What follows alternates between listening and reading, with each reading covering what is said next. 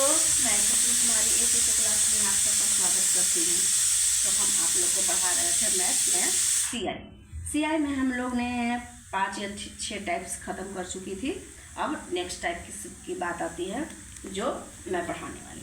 तो next type हम पढ़ते हैं किस्त पर आधारित प्रश्न। तो किस्त पर आधारित किस तरह से बनाते हैं इसके बारे में समझते हैं और आप लोग को अच्छे से समझाएंगे। ठीक है, तो 6 टाइप्स। किस्त पर आधारित, किस्त पर आधारित।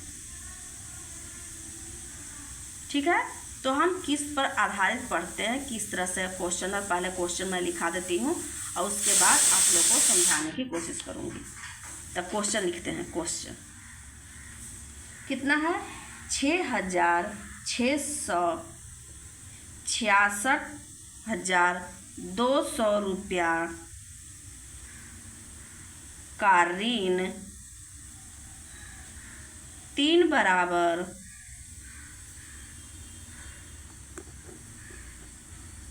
वार्षिक किस्तों में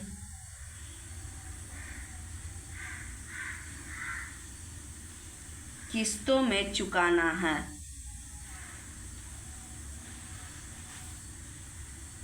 यदि चक्रवृद्धि ब्याज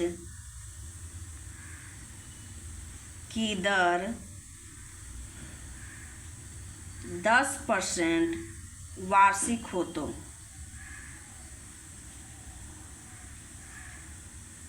तो प्रत्येक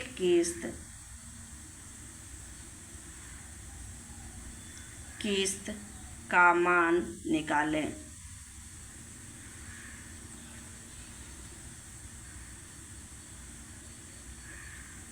ठीक है, तो इस तरह से क्वेश्चन रहेगा। तो हम कैसे बनाएंगे? यहाँ पे क्या लिख रहा है? 3 बराबर किस्त में इसे बांटना है। इसका मतलब 3 वर्ष यहाँ पे लिखा हुआ है, 3 साल तीनों बराबर किस्त में बांटना है। आर बराबर हो गया 10%, यानी मूलधन हो गया कितना? मूलधन हो गया मेरा 66,200 और वर्ष टी कितना हो गया? टी हो गया 3 वर्ष और आर कितना हो गया? 10%। ये हमारा क्वेश्चन दिया हुआ है। तो हम क्या करते हैं कि जब भी किस्त का मान रहेगा तो हम परसेंटेज से बनाएंगे। किससे बनाएंगे? सबसे पहले हम परसेंटेज से ही बनाएंगे। तो 10% बराबर हो जाएगा 10/100। तो इससे काट देंगे तो हो जाएगा कितना? 1/10। तो जिस तरह से हम पहले बताए थे मूलधन अंतर ज्ञात करने के लिए, तो हम परसेंटेज लेकर ही बनाए थे। उसी तरह से किस्त वाले में भी हम परसेंटेज लेके बनाएंगे। तो यहाँ पे क्या होता है कि किस्त वाले में यहाँ पे जो निकलता है किस्त, ये हो गया ये अगर 10 रुपया जो हो गया, तो मूलधन अगर है तो 1 रुपया किस्त। ये दोनों को अगर दोनों जोड़ते हैं तो किस्त कितना हो जाएगा? किस्त बराबर हो जाता है 10 और 1 + 1 रुपया बराबर 11 रुपया। ये हमारा किस्त हो गया। किस्त कितना निकला? 11 रुपया। जब भी किस्त निकालने के लिए परसेंटेज को तोड़ देंगे, अब किस्त निकालने के लिए रहेगा तो नीचे वाला और ऊपर वाला को ऐड करते हैं तो हमारा किस्त निकल जाता है। ठीक है, तो यहाँ पे देखिए हम किस तरह से इसे हल करेंगे। यहाँ पे दिया हुआ है, यहाँ पे हमारे हिसाब से किस्त आ गया 11। ठीक है, हमारे हिसाब से किस्त आ गया 11, लेकिन क्वेश्चन के अनुसार से हमें किस्त निकालना है। तो हमारे हिसाब से तो किस्त इतना आ गया और ये जो नीचे वाला जो दिया हुआ रहता है ये मूलधन हो जाता है। मूलधन हो गया। तो बताइए, मूलधन और किस्त यही ना है। तब क्वेश्चन हमारे हिसाब से मूलधन आ गया 10 और किस्त कितना आ गया? 11 आया। और क्या हुआ? क्वेश्चन के अनुसार से मूलधन कितना दिया हुआ है? 66,200 दिया हुआ है मूलधन। तो सबसे पहले यहाँ क्या करेंगे कि यहाँ पे कितना, यहाँ लिख सकते थे 66,200, जो कि पहले क्वेश्चन में हम आप लोग को बताए थे कि जब भी किस्त या कुछ भी अंतर निकालना हो, मूलधन चक्रवृद्धि ब्याज निकालना हो, तो हम ऐसे लिखते थे कि पहले क्वेश्चन का मूलधन लिखते थे और उसके बाद ब्याज, और फिर जो क्वेश्चन दिया हुआ रहता था उससे लिख देते थे और जो हमारे हिसाब से है उसका मूलधन लिखते थे। लेकिन यहाँ पे क्या करना है, कुछ थोड़ा सा यहाँ पे डिफरेंट है कि हम जिस तरह से मूलधन और किस्त है उसे 2 भाग में बांट देंगे। ठीक है, तो हमारे हिसाब से मूलधन तो 10 आया, और किस्त कितना है 11। तो ये कितना साल चल रहा है, ये 1 साल के लिए 3 बार चल रहा है ना, तो इसको हम 3 बार लिखेंगे। तो यहाँ क्या करेंगे, तो 3 बार लिखेंगे। 3 बार लिखेंगे तो हमेशा क्या करेंगे, जैसे 1 बरस के लिए 10 के पावर 1, 2 बरस के लिए 10 के पावर 2, 3 बरस के लिए 10 के पावर 3, यानी जितना समय बढ़ते जाएगा हम उतना उसका पावर मूलधन में करते जाएंगे। तो यहाँ 10 हो गया, तो यहाँ क्या करेंगे 100 हो जाएगा, यानी यहाँ 10 के पावर 1 हो जाएगा, 10 के पावर 2 हो जाएगा बराबर 100, 10 के पावर 3 यानी 1000। मैंने कहने का मतलब है कि किस्त में अगर कहे तो पहले मूलधन और किस्त में बांट कर पहले तो परसेंटेज लेकर हम मूलधन और किस्त के प्राप्त करेंगे कि कैसे आएगा, और उसके बाद हम क्या करेंगे कि मूलधन को इस तरह से हम करते जाएंगे। जितने साल रहेगा, अगर 2 साल रहता तो हम यहीं तक लेकर चलते 10 स्क्वायर, अगर 3 साल है तो इतना लेकर चल, 4 तक रहता था पावर 4 हो जाता, इतना हम लिखते जाएंगे। ये पॉइंट नहीं, उसमें वैसा करते थे लेकिन यहाँ पे ऐसा करना है, ठीक है। अब देखिए अब क्या करना है, इसको भी उसी तरह से करना है, इतना का स्क्वायर फिर 121 हो जाएगा, फिर इतना का स्क्वायर इतना हो गया तो फिर स्क्वायर करेंगे तो 1331 हो जाए, 1331 हो जाए। अब क्या करना है कि यहाँ पे सब का इस साइड वाला मान जो किस्त वाला रहेगा उसको सबको बराबर कर देना है, यानी हमारा लास्ट में 1331 आ रहा है तो हमको इतना ही लाना है, इन दोनों को भी लाना है। तो अगर मान लिया जाए कि इसमें 121 से गुना करेंगे तो 1331 आएगा, जब इसमें एक्स्ट्रा 121 से गुना किए तो इसमें भी उतना ही से गुना करेंगे, इसमें 11 से गुना करेंगे तो 1331 आएगा, तो इसमें भी 11 से गुना करेंगे। गुना करने के बाद कितना आ जाएगा 2 1 0 आई हो जाएगा 11 00 आई ज्यों का त्यों हो जाएगा, क्योंकि इसमें कोई अंक से गुना नहीं। अब देखिए इस सब को जितना आ गया उसको हम जोड़ देंगे तो 3310, ये हमारा क्या आ गया मूलधन आ गया। अभी ये सही मूलधन आ गया, क्योंकि किस्त पर आधारित मूलधन हमें ज्ञात करना था, तो ये मूलधन से हमें काम नहीं चलती, इसीलिए हम किस्त पर आधारित मूलधन ज्ञात करें। हम मूलधन ज्ञात कर रहे हैं तो फिर से समझिए, हम सबसे पहले परसेंटेज को लेंगे, परसेंटेज को तोड़कर नीचे वाले मूलधन ज्ञात होगा, अगर ऊपर वाला ऐड कर देते हैं तो वो हमारा किस्त ज्ञात होता है। तब मूलधन सही मूलधन ज्ञात करने के लिए हम मूलधन और किस्त को 2 भागों में बांट देते हैं, जितना साल रहेगा उतना स्क्वायर करते उसका पावर करते करते 1 साल के तो 1 पावर, 2 साल के तो 2 पावर, 3 साल के तो 3 पावर। इस साइड भी हो जाएगा, मूलधन था 10 इधर किस्त था 11, तो 11 का स्क्वायर हो गया था 11 1 11 2 11 3 हो गया था ना।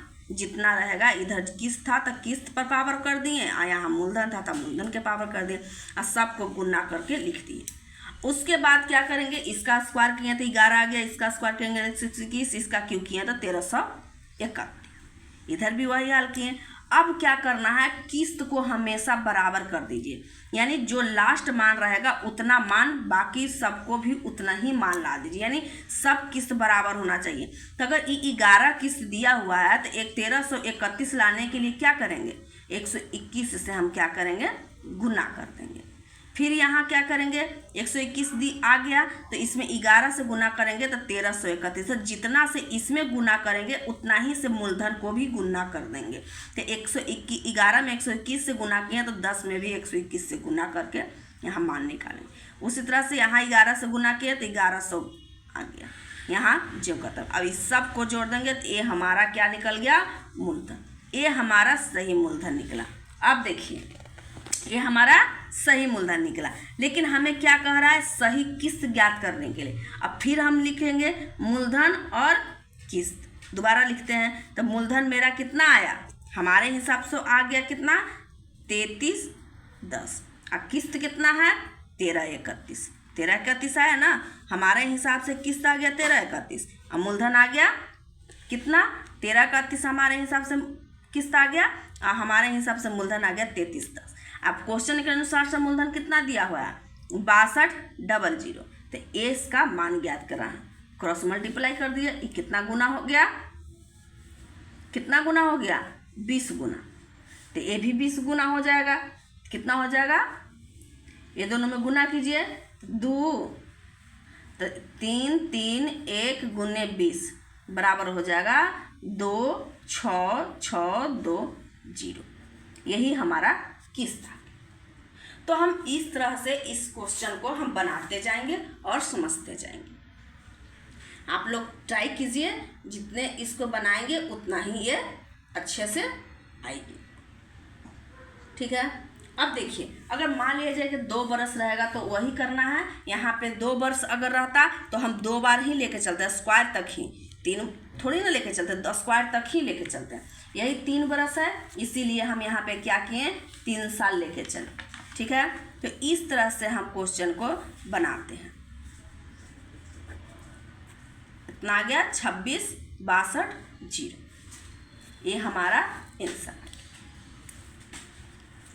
अब देखिए, यहाँ पे एक क्वेश्चन मैं आप लोग को बताती हूँ। गुणात्मक प्रश्न पर दर निकालने के लिए कह दिया, गुणात्मक प्रश्न दिया हुआ हो और कह दिया कि दर निकालो, तो हम कैसे निकालेंगे। ठीक है। तो हम उसे बनाकर आप लोग को बताते हैं। टाइप 7 गुणात्मक प्रश्न।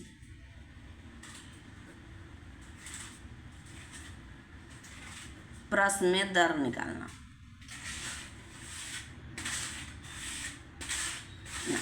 यहाँ आ गया गुणात्मक प्रश्न में दर निकालना। तो हम कैसे करेंगे, क्वेश्चन देखिए। क्वेश्चन लिखा हुआ है कि यदि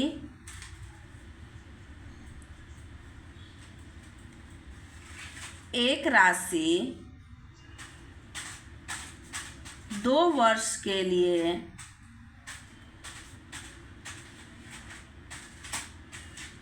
CI ब्याज पर जमा की गई, यदि राशि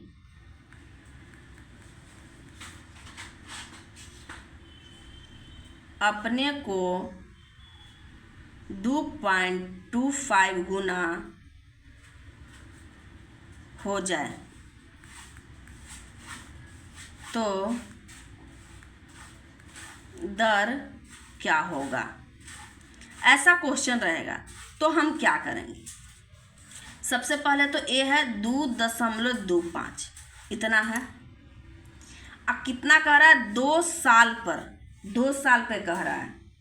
तो क्या हम करेंगे, जो जितना साल कहेगा उसको हम उतना कर देंगे, यानी 2 रूट। अगर यहाँ 3 कर देते हैं, 3 अगर हो जाता तो हम यहाँ 3 लिखते हैं। लेकिन यहाँ 2 वर्ष है, 2 वर्ष है तो यहाँ हम 2 लिखेंगे, यानी वर्ग में निकल जाएगा। तो इसको अब करेंगे, इसको करेंगे तो कितना आ जाएगा, 2.25 है। तो इसे हम कर सकते हैं इतना, चाहे ऐसे लिखिए 2.25 और दशमलव हटाते हैं तो कितना हो जाएगा 100 अंडर रूट। अगर 2 नहीं भी लिखते हैं तो भी कितना हो जाएगा, वहाँ पे मान 2 छिपा हुआ रहता है। इसका मान कितना आ जाएगा 15/10। तो ये क्या हो जाता है, नीचे वाला मूलधन होता है। हम हमेशा बताएं कि मूलधन नीचे और ऊपर वाला क्या हो गया, मिश्रधन। कभी भी मान अगर अंश हर अगर छोटा हो तो मूलधन होगा, अंश बड़ा हो तो मिश्रधन होगा। लेकिन अंश अगर हर बड़ा हो तो क्या होगा, मूलधन ई होगा, लेकिन ऊपर छोटा हो तो ब्याज हो जाता है, ये मिश्रधन हो गया। तब ब्याज कितना हो जाएगा, तो ब्याज बराबर होगा मिश्रधन माइनस मूलधन बराबर 5। तो दर बराबर क्या हो जाएगा, तो ब्याज गुने 100 बटा क्या हो जाएगा, मूलधन, यानी 5 का इतना हो जाएगा। और इसको हम काट देते हैं, तो यहाँ से यहाँ कटेगा, कितना मरतबे, 10 मरतबे, यानी 50। इतना ही लिखना, ठीक है, इतना ही लिखना और कुछ नहीं। तो हम यहाँ क्या करते हैं, कुछ भी नहीं, ब्याज जो दिया रहता है 100 और गुने 100 और जो मूलधन दिया रहता है उसको बट्टा में लिखकर उसको काट देते हैं, तो वो हमारा दर निकल जाता है। दर बराबर 10%। इस तरह से गुणात्मक प्रश्न को जितना यहाँ मान अगर Q रहेगा 3 रहेगा तो हम यहाँ 3 लिख देंगे। मान लीजिए कि यहाँ 8 गुना रहता, अगर यहाँ क्वेश्चन रहता कि 3 बरस के लिए 8 गुना हो जाता, 8 गुना हो जाता तो हम कैसे बनाते हैं।